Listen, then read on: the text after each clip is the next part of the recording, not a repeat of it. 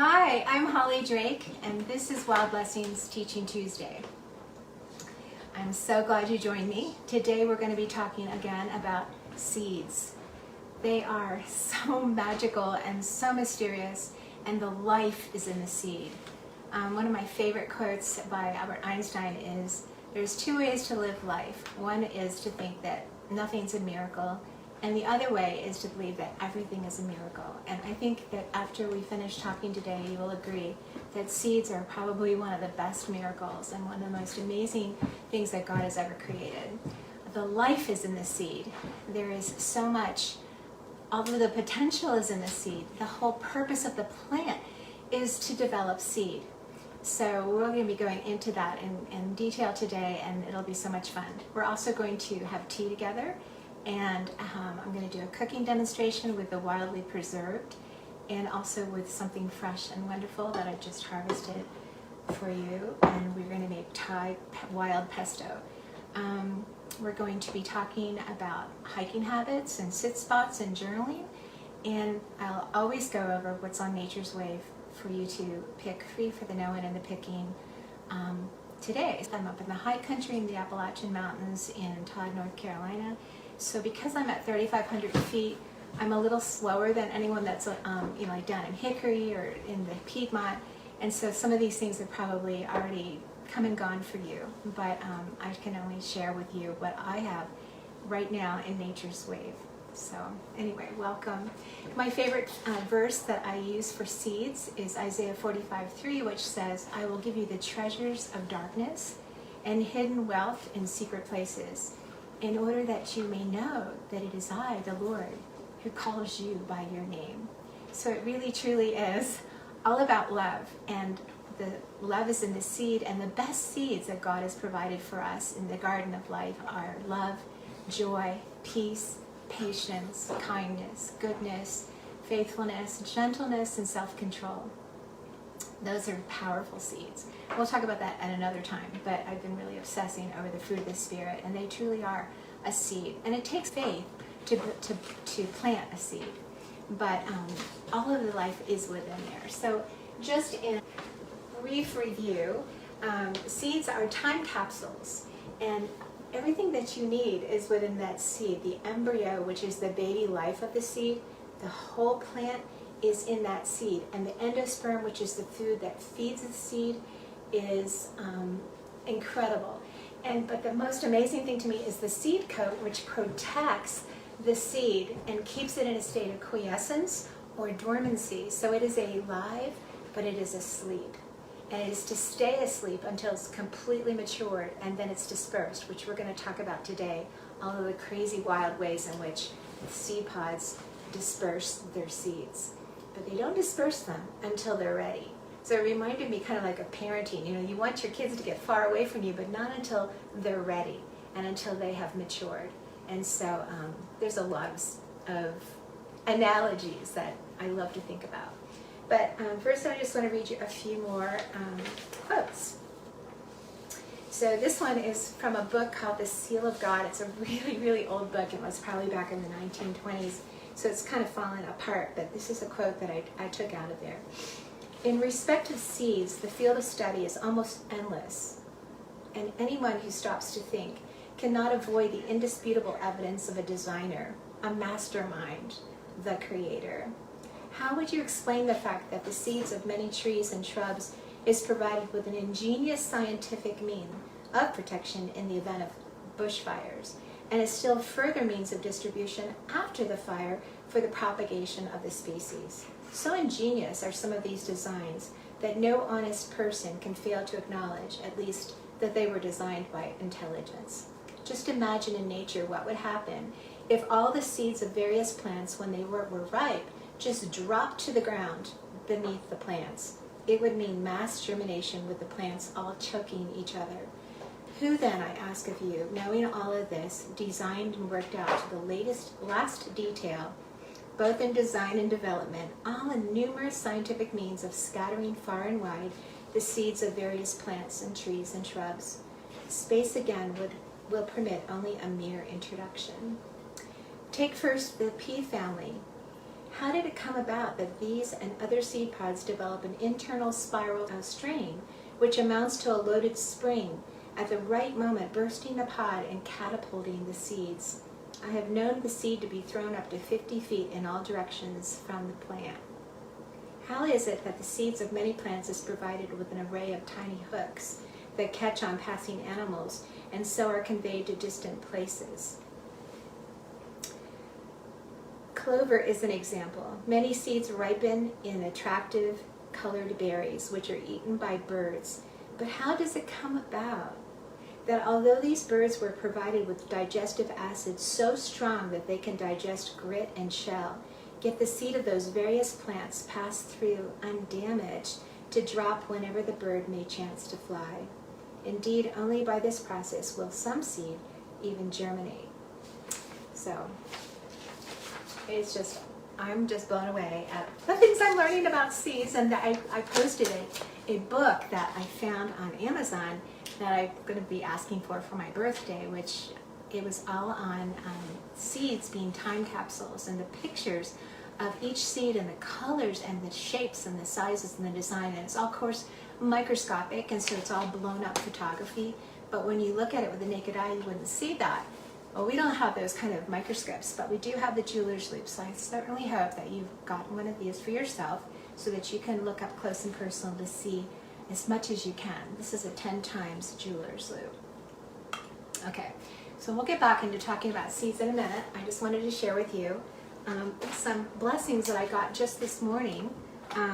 So a friend of mine came over, and her name's Tracy Conway, and she brought me a whole bunch of gifts. And so one of the gifts she brought really fits into our homework assignments, because I call it field work.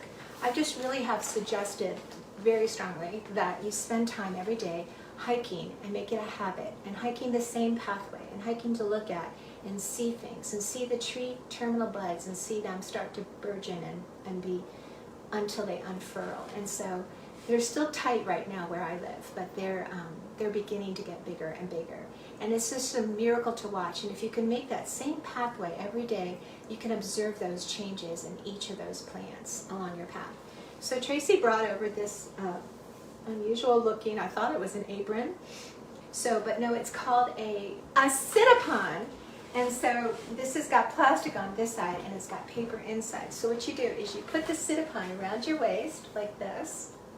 And this is so cool, because just this morning I was out watching the sunrise, and I sat down on the ground and it was soaking wet, and so my butt got wet. But this is going to protect me from that. So pretty excited about that. Thank you so much, Tracy.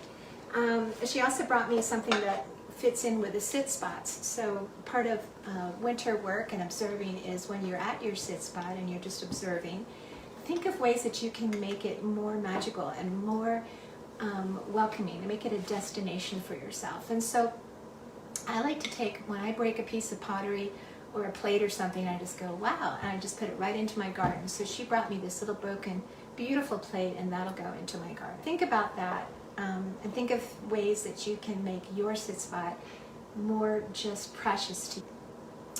Okay, another thing that I want to challenge you to do is start a journal, and keep a nature journal. And you can write down all of the things that God gifts you with, and you have your eyes open and your ears open to hear and see the things that He has hidden in plain view. So if you had written your journal entries, I didn't see them, so we'll do it for another week, but I'm going to challenge you to do that, and I'm going to read one of mine right now. But this is going to be the gift that one of you gets here, and this is Linda Runyon's Wild Card deck, which is amazing. It has 52 of the most commonly found wild edible plants that are found all over the world. And they'll be different, like lamb's quarter is in the west, as well as here in the Appalachian Mountains, but it'll be a little thicker, and it'll have, because of the hot weather, it needs to protect itself some more, but it's just as edible and just as delicious. So this is an incredible thing to have, and Eric Conover, which is Linda's son, sent this to me for free so I can mail it to one of you who wins that. So make sure that you've got your nature journal, and you're writing in it every day, and you're observing the things that God gives you to bless you, and maybe you'll get this and be blessed. If not, go ahead and get it from ofthefield.com. Okay, so one of the things we do each week is we have tea. And so I actually have a friend with me, so I'm going to serve her. But the things that we can do in the winter, that we talked about winter work, is we can actually play with the things we preserved. So I froze a lot of autumn olive berry, a lot of beauty berry, a lot of high bush cranberry. Every berry that's wild I had in my freezer. So I took some time last week and I made them into syrups. And this is a high bush cranberry, and it tastes kind of like, well, it smells like dirty socks, but it tastes delicious. So I know that doesn't sound good. I'm going to let you choose what you want. But it is really good for you, and it's a very precious plant. I have many memories with it. And then this is the beauty berry syrup, which is the Calocarpa americana, and it's also very, very invasive, and it has kind of a purpley. They're still out now, believe it or not. They're kind of like the last gasp of winter. They're purple berries, and they have a flavor that is unlike anything else that I've ever experienced. And so I've made a lot of jelly out of that, and I like to make fruit leathers out of that. So I made a bunch of fruit leather with the autumn olive and with the high bush cranberry and with the beauty berry this week. So I've been really in syrup world. And then I made an autumn olive berry syrup, which is probably the one you're going to want. And this is the one that's 17 times higher in lycopene, which is a cancer fighter, and it's what makes tomatoes red. And these berries are gorgeous red, and they have kind of silver flecks on them, and they're insanely invasive. So I'm happy to have as many of them want to come to my land as possible because they're so good for you. They're a superfruit. So what I'm going to be doing is I'm going to take this seltzer water and pour it in to our cups. And Tracy, what would you like, huh? Would you like autumn olive berry or beauty berry, or do you want to try the high bush cranberry? I think I should try the high bush cranberry. After what I said. Really? Believe it's not. I thought that one was going to scare you away. No. But it is pretty special. My grandfather and I used to collect these in the summer, so these are pretty special to me. And then we'd go down to Trails End, and my grandmother, Amma, would make jam with it, or jelly. Okay, so it's all sparkly. I'll be doing a whole class on how to do wild drinks. And so one of the most favorite way to make wild drinks is to take roots, especially spring roots. So maybe I'll do that next week. But and they have lactobacilli ferment on the roots to protect them during the winter. And so if you feed them a little bit of sugar, they will actually become very bubbly, and it can be like a soda starter. But I just used a simple method of just using a wild, come on over here and try this, using a wild, just the syrups on just a regular seltzer. Let me know what you think. Well, here, let's go like this. To your health? To your health. Oh, it looks like it needs more. Delish. Yeah, isn't that good? It's very good. Is it strong enough? Yeah, well, I didn't want it to be too sweet. Very nice. You can make it as sweet as you want. Okay, so that was amazing because usually I make a tea and I leave one for you guys and you don't get to try it. So I got to share it with Trace. It was pretty fun. Okay, so our cooking demonstrations, I'm going to start with the wildly preserved. This is what sumac looks like. This is rush glabra, and they grow all winter long, or they're red all winter long, which is really stunning against a sunny or a snowy backdrop. But these little tiny berries are very tart and lemony. And I know you're probably thinking, wait a minute, I've heard of poison sumac, and so is Holly trying to poison me? Poison sumac has white berries. And this is in the cashew family, and it's in the same family actually as poison ivy, but this is not poisonous, it's delicious. And it has incredible amounts of vitamin C. It is an amazing gift for seasoning. And so in the Mediterranean, Lebanese cooking and stuff, there's a seasoning called Za'atar. Za'atar has the toasted sesame seed, it has thyme, and it has the sumac berries. But you don't want to just take the sumac berries and put that into the Za'atar because they have these really hard seeds.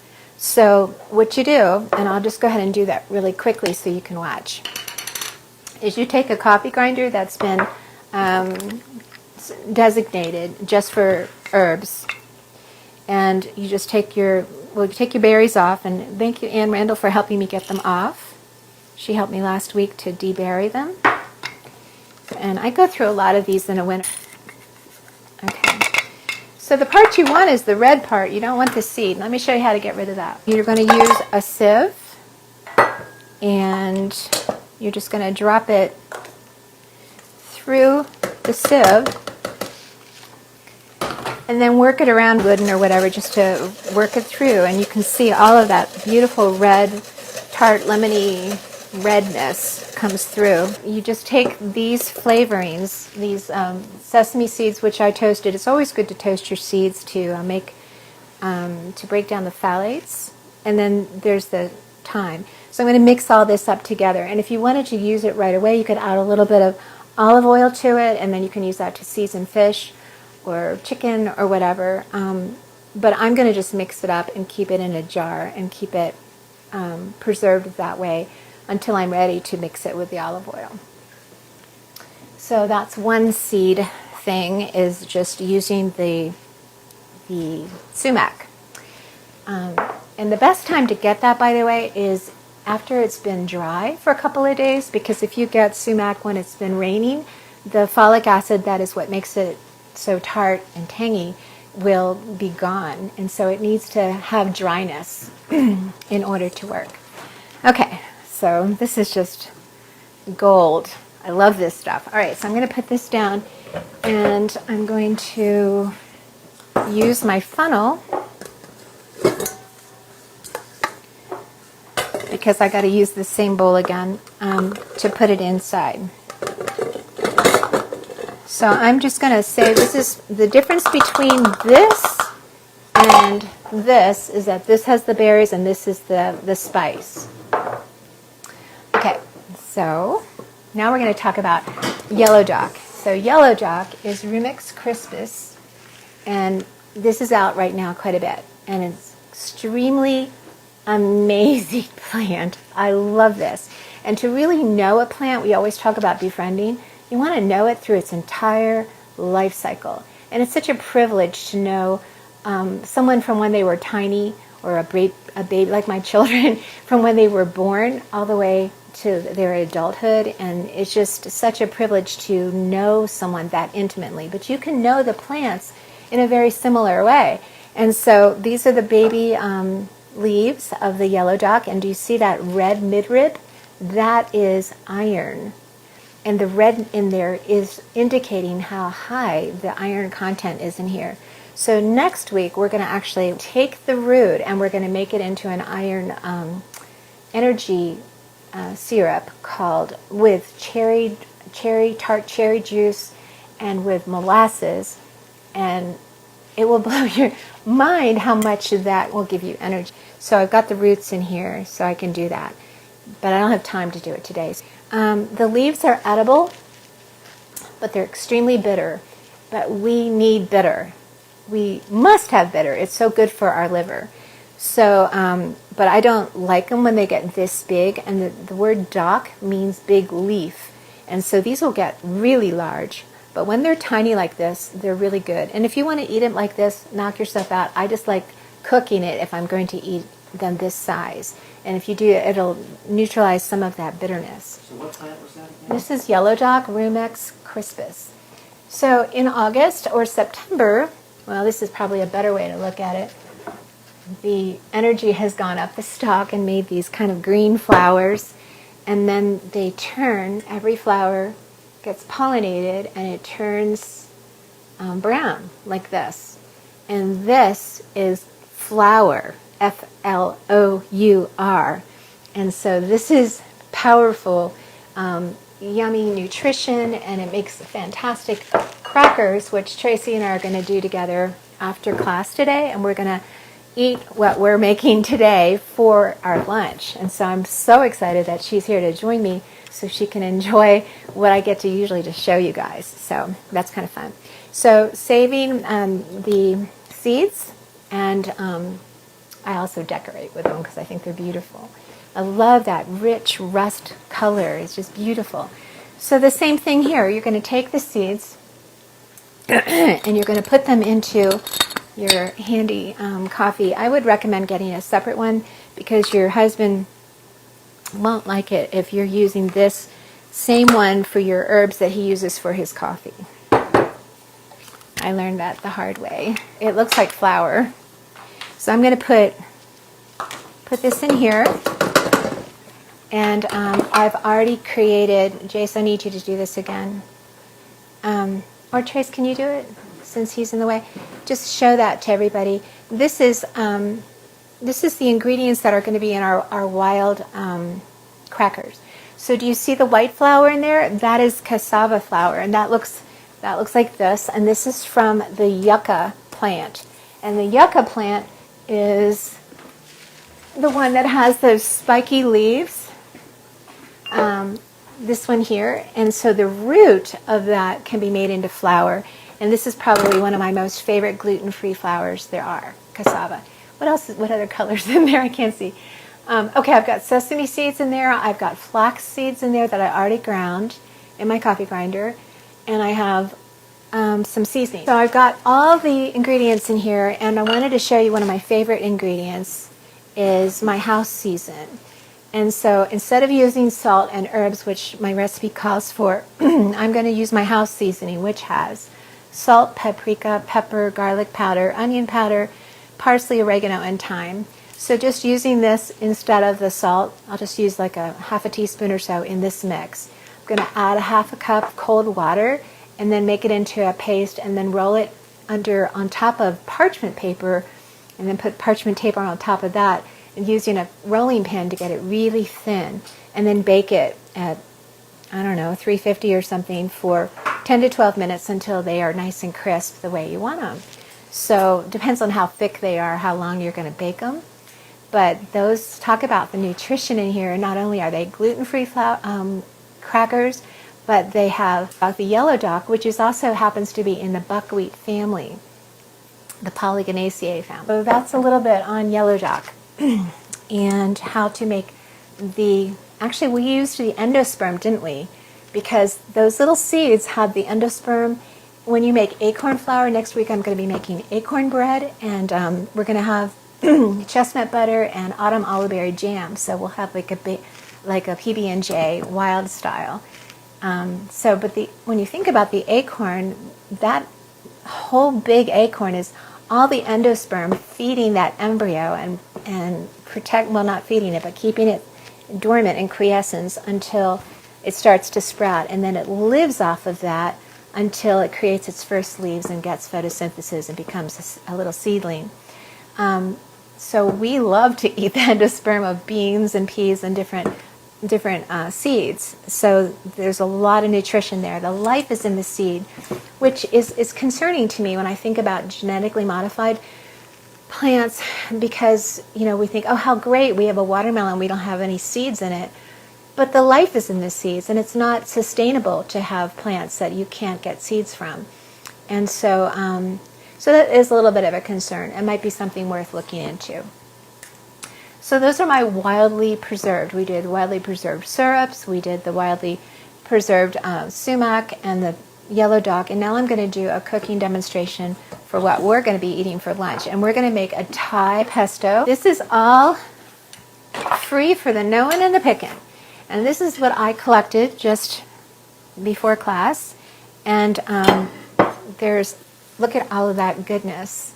So if you were me and you had all of this in front of you, what would you do with it? What are some of your options? And we're going to go over that. So maybe next week we'll do a class on spring greens. And I'm going to do an entire class on nettle, which is amazing. Okay, so what's mostly in here is this plant right here. And we talked about this last week. So this is called hairy bittercress, and it's in the Brassicaceae family. The little tiny flowers are shaped, all mustards have 4 petals, and they're shaped like a cross. And so it used to be called the cruciferous family. Now they're the Brassicaceae. But all mustards are amazingly kind of spicy and pungent, as you would imagine, because their seeds can be made into mustard, like mustard paste. But this is very mild and really delicious. So they're also insanely invasive, and so I didn't want to keep these where they were growing. So I literally just picked them up, and they're very easy. Do you see the rosette that they come out from the roots? They just come out. And so you can just grab them and pull, and they come so easy. And especially if you have these growing in your driveway, which these are not from my driveway, but if you do, get rid of them now before they go to seed, because we'll talk about what they do when we talk about seed dispersals in a minute. But you will literally, if you wait until they go to seed, you'll never get this out of your driveway. So it's very easy to pull this up, super, super easy. And it gives you good exercise. So I love weeds, but I want them where I want them, and I don't want them in my driveway. So I collected a whole bunch of these, and I'm going to put, so if I was making them into a salad, I would chop it up super, super, super fine, so there's nothing stringy or, actually I don't even want the stringy stuff. But I'm going to go ahead and put these things into my food processor. I don't really want this heavy part down here, so I'm going to cut this off first.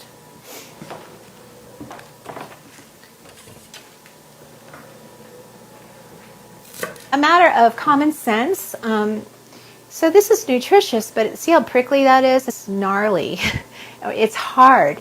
And so that's not tender. It's not meristematic. It's not the growing part. It's the part that's holding up the growing part. So this is not what I want. Now I can save this by putting it into my compost bin or putting it into my freezer to use for a bone broth, because there's an incredible amount of nutrition in here. So I don't really ever throw anything away, which is one of my things. I just really resourceful. I also have in here some chickweed. So we're going to do a whole class on chickweed because it's amazing, Stellaria media. And I also have in here some, this is purple dead nettle, which kind of smells kind of skunky, but it's so good for you. And when you disguise it with the kind of flavorings we're going to be putting in here, you'll never know. So here's some more purple dead nettle. And do you see how it's got that kind of hard part of a stem? I'm getting rid of that. I don't want that. So you just kind of go through and garble and pull off tender leaves and tender parts of the shoots and leave the rest for a bone broth or for the compost bin. These are all, by the way, cleaned. When I brought them in, I took a picture of it, so I'll post that for you. It was just mud, and there was, of course, I try to get rid of as much of that as possible. But this is beautiful, and it looks great. Now, when you go to the grocery store and you see everything looking so lovely and everything, it doesn't start out that way, for heaven's sakes. So this is just part of the process. And then, do you remember we talked about the garlic, the wild garlic? Anyway, so I'm putting some of that in here too. And clearly I've got way too much for a pesto, so I'm not going to use all of it. All right, do you remember when I did the mung beans last week? They sprouted. So remember, the first little root that comes out of a seed is called the radicle. So there's the radicle. It's kind of hard to see. But I'm going to throw some of these in here too, because the enzymes are so rich. They are still growing.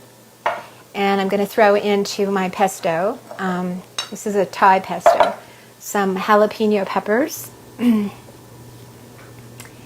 I'm going to put some cilantro and some peanuts. I don't really know if I need this, but I'm just kind of thinking I might want to have some. A little bit of Parmesan cheese.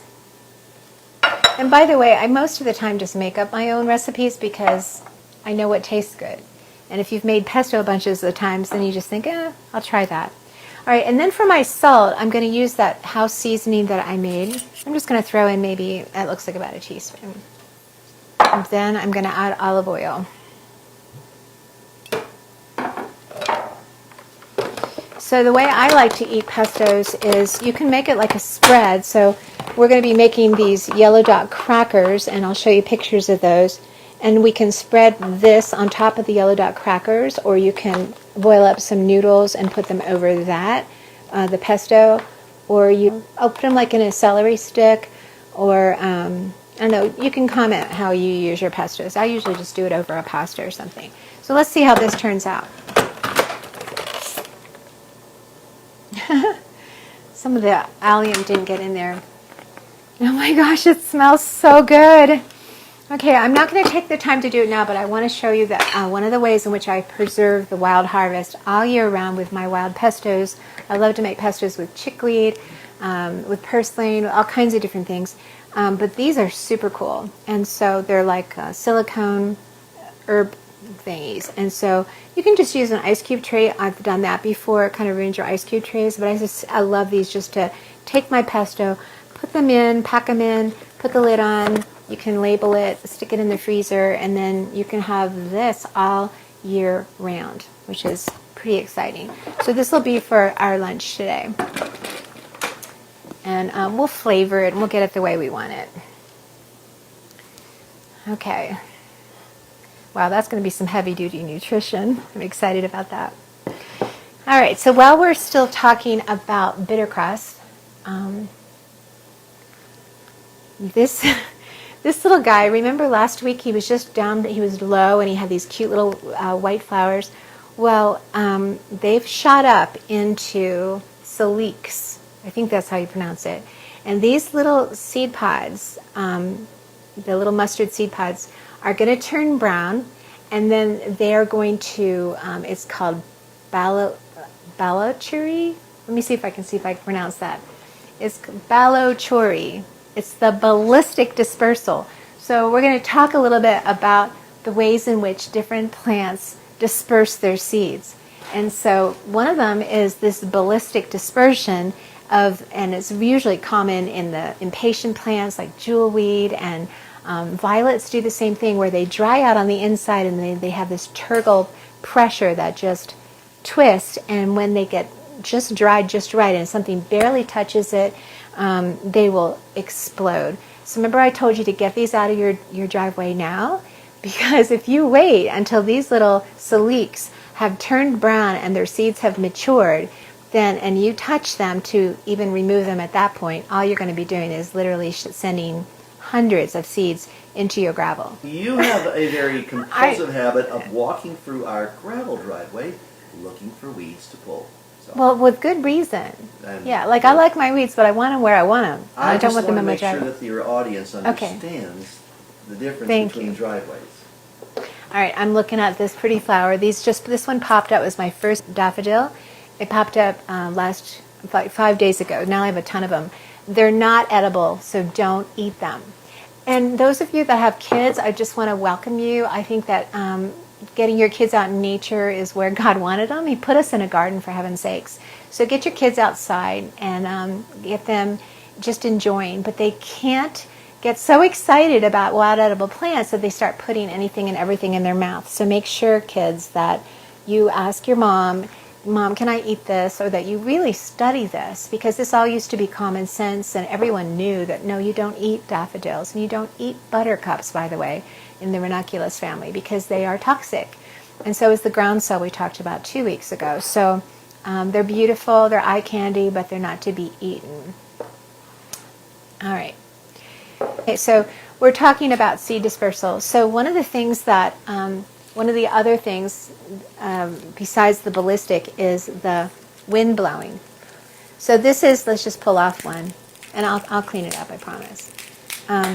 Okay, so this is probably one of my favorites. I'd like to always say favorite, but it's not it's one of my favorites. So the milkweed develops these little seeds inside, and if you came to my class on Why Eat Wild Food, I went over all of the stages of the life cycle of milkweed. So each of these seeds has a little parachute attached, and look at how beautiful those seeds are. The decoration on them is just amazing. And so they dry out by November, and they open up along that crack, and then the wind just tugs at them, and those little seeds have the parachute at the top, and they will float miles away sometimes to find a new place to develop life. So wind dispersal is one way in which they get away from their parent plant.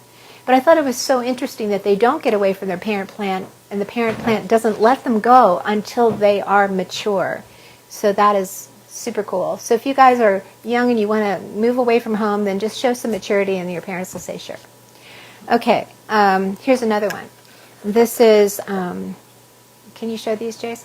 These are dandelion seeds, and these are going to go in my vegetable factory garden because this year I've decided not to grow tomatoes and peppers and zucchini, and it makes me sad to say that, but I've decided to turn my gardens completely wild this year because I really don't have time to cultivate a garden, which just is another reason why I love wild edible plants, because it doesn't take the effort that you have to just nurture those tomatoes for, ever and getting off the tomato worms and stuff. They just thrive.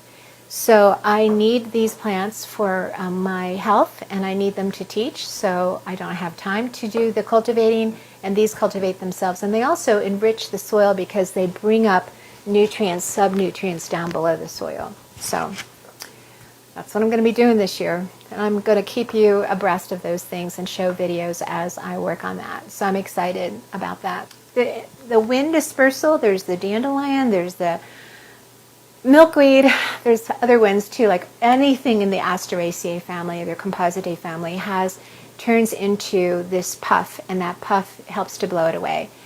It is so determined to go to seed that I have literally taken dandelion roots that I had pulled up out of the yard and put them into plastic with their leaves and their little buds into plastic in the refrigerator, and it will still bloom and turn to puff and open and close and open and close and open 5 times, and the last time it's a puffball in the refrigerator. That's how determined. It's all about going to seed. So seeds are arguably the most important part of the plant. If you have seeds, you have a future. Seeds are the reason for everything, for the roots, the shoots, the leaves, the buds, the flowers. It is all about reaching maturity and bearing seeds so they can continue the process again. A seed marks an ending as it represents a consummation of a plant's life. The plant grew, it flowered, it got pollinated, it produced seed, its work is done. Okay, so I wanted to share with you one of my journal entries that I wrote about seeds. The thing that is consuming my time with the most urgency right now is seed collecting. I want to capture them in labeled brown lunch bags before the seed heads scattering their treasure to the ground. So far, I've collected burdock, yellowdock, evening primrose, boneset, yarrow, lamb's quarter, amaranth, purslane, mullein, clover, heel-all, black-eyed Susans, echinacea, milkweed, etc. Not only have I spread them on my land, but also in places where I hope to see a wild grocery store develop nearby. I love to ride nature's wave, and this seems to be what God has in plain view for me to do in this season within a season. My new path is now weeded on both sides where I have disturbed the earth. I will be like a little kid, this is written back in November, next spring, walking the path each day to see what green gift is poking its head up to take residence. With all of the hundreds of plants that I have planted on my land, this endeavor is bringing me more joy with its mysterious and hopeful outcome. So I was talking about seeds take faith. It just absolutely does. It's like, well, but if you don't plant it and you don't put it in the position where it can germinate, it will stay in that dormant state, sometimes for years and years and years. So take the time to get out there and plant, and you just never know. So here's another quote. I love this. For a seed to achieve its greatest expression, it must come completely undone. The shell cracks itself, its insides come out, and everything changes. To someone who doesn't understand growth, it would look like complete destruction. And Jesus says the same thing in John 12:24. Truly I say to you, unless a grain of wheat falls into the ground and dies, it remains by itself alone. But if it dies, it bears much fruit. Seeds exist to ferry and carry on their kind into the future. All right, so another type of seed dispersal is animals or humans. And so there's the burdock, which is the hitchhiker. It's got those little tiny hooks on them we talked about last week that actually George, I can't remember his last name, he was an engineer from Switzerland in the 1950s, was looking at burdock up close on his dog, on the burr that had been carried along on his dog, and he realized it had these hooks, and he created Velcro. And so there's so much form and function in every seed pod and every seed that as you can be like a little detective. So kids, as you're thinking about being a detective and being observant, when you're looking at seed pods, think about, well, how are these dispersed? And, it's pretty clear and obvious with a milkweed, that the wind would do it. But think about it. So as those little hitchhikers get stuck on your clothing or stuck in your dog's fur, and then you walk other places, you're spreading the seed.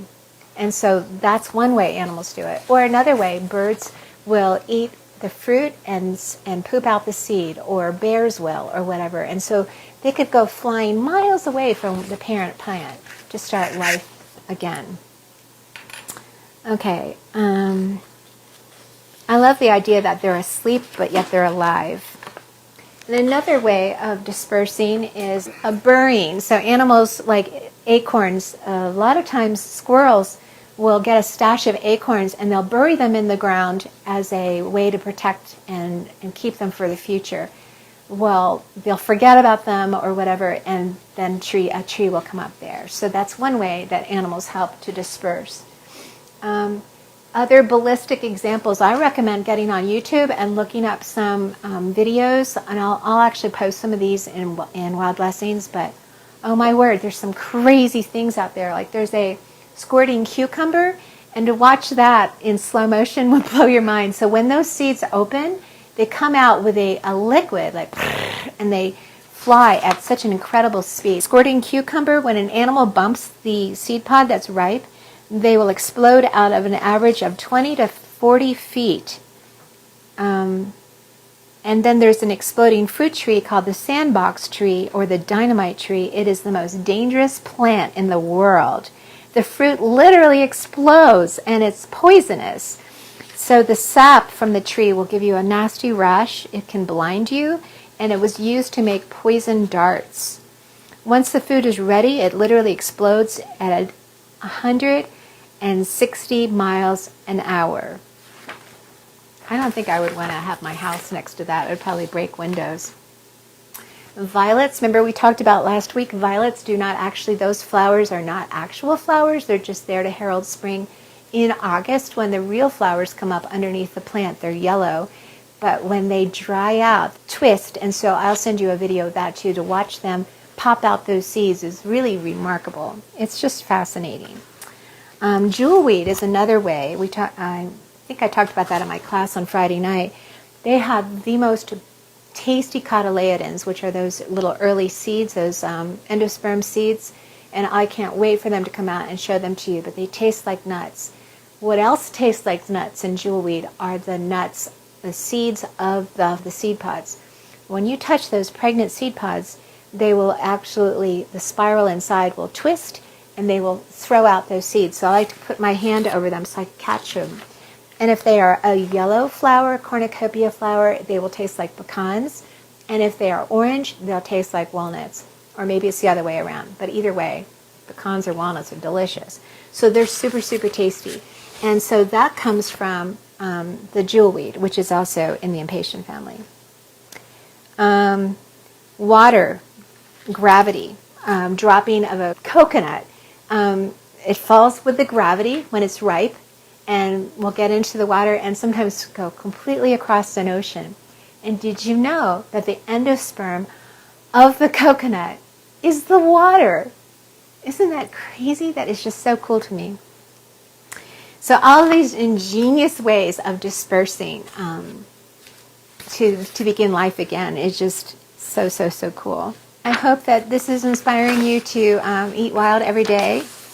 Frank Cook was the first person I ever learned from about wild edible plants, and he used to say, eat green every day. And I take him up on it, so I'm excited about that.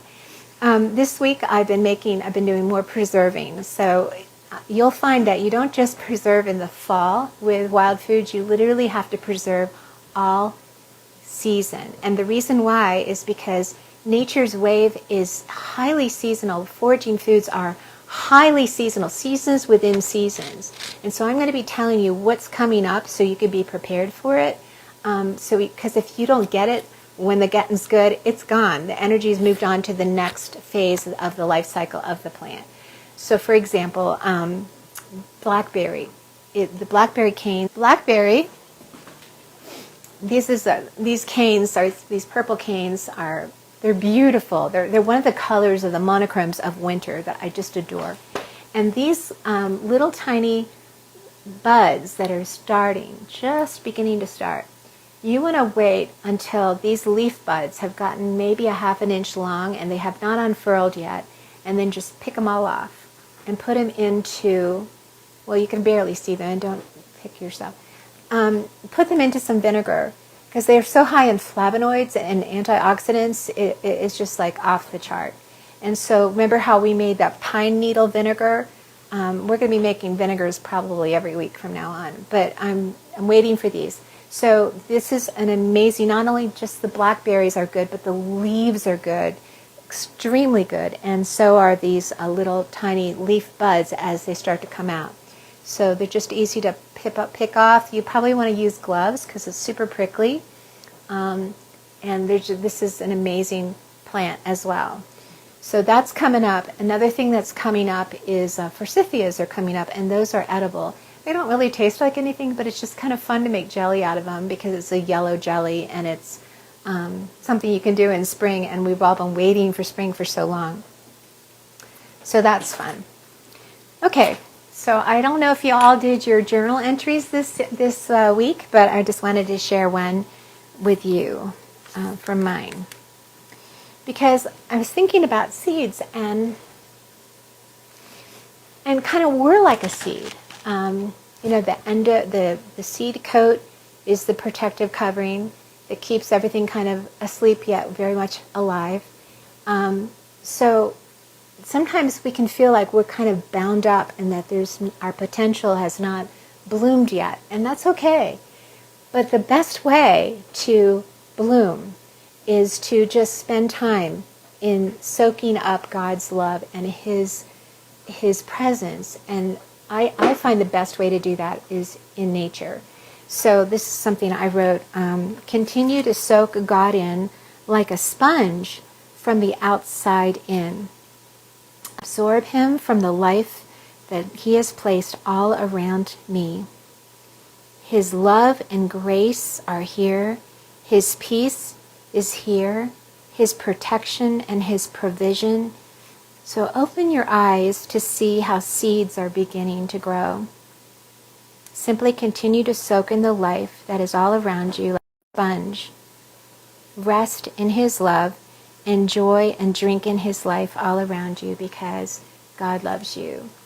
So I want to challenge you to do that. And so get your hiking habit going, get your sit spot going, do your nature journaling, have your jeweler's loop with you, and just be like that seed that is soaking the moisture of God's love into your life, because you just never know. It might start growing in you something beautiful. The seeds of His life are love and joy and peace and patience and kindness and goodness and self-control and faithfulness. Share your journal entry, something special. It can be a poem about seeds. In fact, this week, let's do that. Let's make that our homework assignment, that you write a poem about seeds. And next week, I've got some amazing things to talk about, which is more seed things and also more rhythm things. And I think you're going to be fascinated. God bless you.